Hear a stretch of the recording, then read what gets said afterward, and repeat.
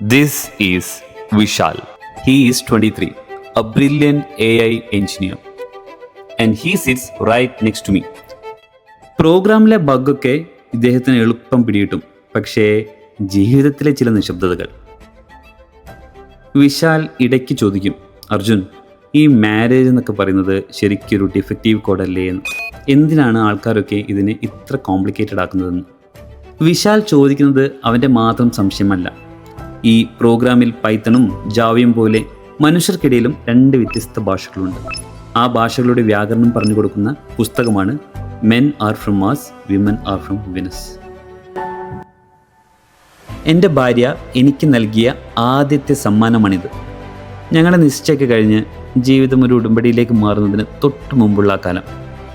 അന്ന് ഞങ്ങൾ ഈ പുസ്തകത്തിലെ ഓരോ വരികളും ഡിസ്കസ് ചെയ്യായിരുന്നു. ഇതിൽ പറയുന്ന ആ വലിയൊരു ലോകത്തെ മനസ്സിലാക്കാൻ ശ്രമിക്കായിരുന്നു. ചൊവ്വയിൽ നിന്ന് വന്ന പുരുഷന്മാരും ശുക്രനിൽ നിന്ന് വന്ന സ്ത്രീകളും ഒന്നിച്ചു ചേർന്നപ്പോൾ സംഭവിച്ച ഒരു അമ്മീഷയുടെ കഥയാണിത്. അവർ മറന്നുപോയി തങ്ങൾ അടിസ്ഥാനപരമായി 2 വ്യത്യസ്ത രീതിയിൽ ചിന്തിക്കുന്നവരാണെന്ന്. ആ മറവിൽ നിന്നാണ് നമ്മുടെ എല്ലാ കലഹങ്ങളും തുടങ്ങുന്നത്. ഇതിൽ ചില പ്രധാന അടയാളപ്പെടുത്തലുകളുണ്ട്. പുരുഷൻ മാനസികമായ വല്ലാത്തൊരു സമ്മർദ്ദത്തിലാകുമ്പോൾ അവൻ തൻ്റെ ഏകാന്തതയിലേക്ക് വഴിമാറി നടക്കും. അവിടെ അവന് ആ നിശബ്ദത വേണം. മുറിവേറ്റ ഒരു പടയാളി ഇരുളിലേക്ക് പിന്മാറുന്നത് പോലെയാണിത്. ജോൺ ഗ്രേ ഇതിനെയാണ് ദ കേവ് എന്ന് വിളിക്കുന്നത്. എന്നാൽ സ്ത്രീ ഒരു തിരമാല പോലെയാണ്. അവളുടെ ആത്മവിശ്വാസം ഉയരുകയും താഴുകയും ചെയ്യും. അവൾ താഴേക്ക് പതിക്കുമ്പോൾ അവൾക്ക് വേണ്ടത് ഉപദേശങ്ങളല്ല, മറിച്ച് തൻ്റെ കൂടെ ഒരാളുണ്ടെന്ന ഉറപ്പാണ്.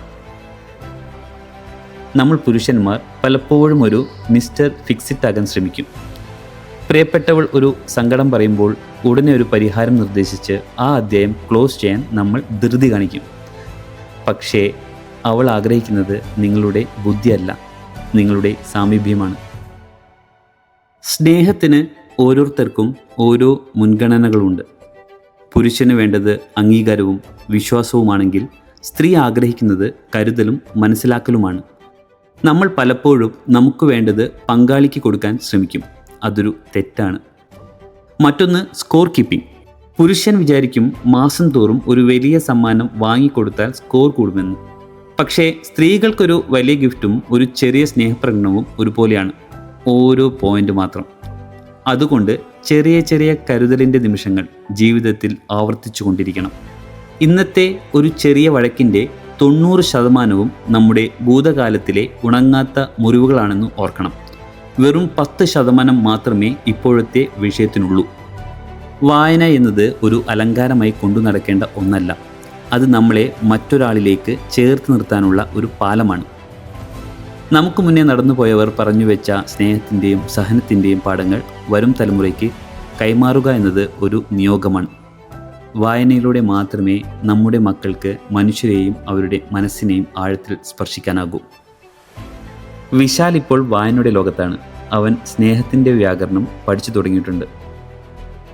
ഇത് കേവലം പങ്കാളികൾക്കിടയിലെ പ്രശ്നമല്ല, മറിച്ച് നമുക്ക് ചുറ്റുമുള്ള ഓരോ സ്ത്രീയെയും പുരുഷനെയും മനസ്സിലാക്കാനുള്ള ഒരു വഴികാട്ടിയാണ്. അമ്മയായാലും സഹോദരിയായാലും സുഹൃത്തായാലും അവർ സംസാരിക്കുന്ന ഭാഷ മറ്റൊന്നാണെന്ന് തിരിച്ചറിയുന്നിടത്താണ് സ്നേഹം തുടങ്ങുന്നത്. ജീവിതത്തിൽ ഒരു മാറ്റം ആഗ്രഹിക്കുന്ന ആർക്കും പ്രിയപ്പെട്ടവർക്ക് നൽകാൻ പറ്റിയ ഏറ്റവും മികച്ച സമ്മാനമാണിത്. മനുഷ്യനെ മനുഷ്യനായി തിരിച്ചറിയുന്നതിനേക്കാൾ വലിയൊരു കല ഈ ഭൂമിയിലില്ല.